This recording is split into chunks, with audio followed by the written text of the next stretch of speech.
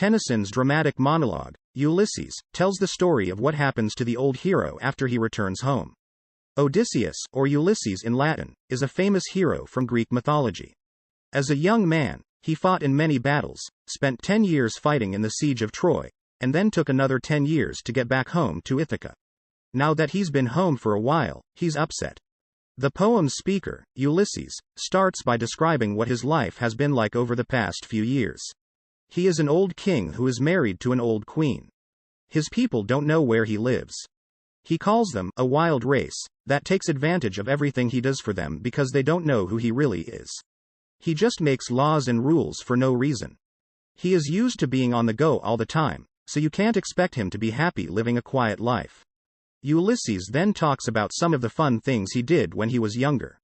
He talks about the battles he and his fellow soldiers fought, the people he met, and the places he saw.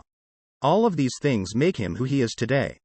He really misses the time when he traveled to many places and was honored of them all. Young Ulysses was more than just a name. Unlike today, he was important to everyone he knew, and they were all important to him as well. He says, "I am a part of everyone I've met, and that every adventure, every person, and every place stays with him in his hungry heart." He thinks that in those days, he really lived.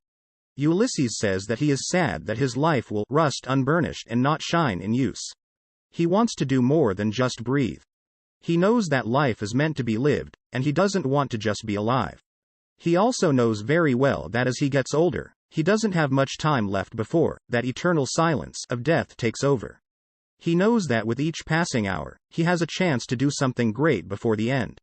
So, Ulysses is determined to go after what he wants and stop waiting around for death to take him. He talks about his son Telemachus, whom he gives the kingdom. Telemachus is not like his father, and he will rule in a different way. Ulysses is sure, though, that he will be able to soften a rough people and help them. Knowing that Telemachus is up to the task gives Ulysses hope and the confidence to move on to the next part of his own life. Next, Ulysses asks his friends, who used to sail with him, to join him on an adventure. He tells them about the port, the ship, and the sea to make them feel the same way he does. He knows it will be hard to get them to leave because the trip will be dangerous and it's possible they won't ever come back. But he tells them that if they don't leave now, they will just sit there and wait to die of boredom and inactivity if they don't. They may still be able to do something before they die. Death closes all, but some noble work may still be done before the end. He wants his friends to find new lands with him, just like they did when they were young. He admits that they are old and don't have as much strength and stamina as they used to, but he tells them that they can still go on adventures as long as they accept this. What will keep them going is their noble hearts and wills, their heroic natures, and the knowledge that death is just around the corner.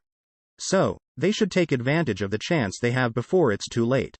They should try, to strive, to seek, to find, and not to yield.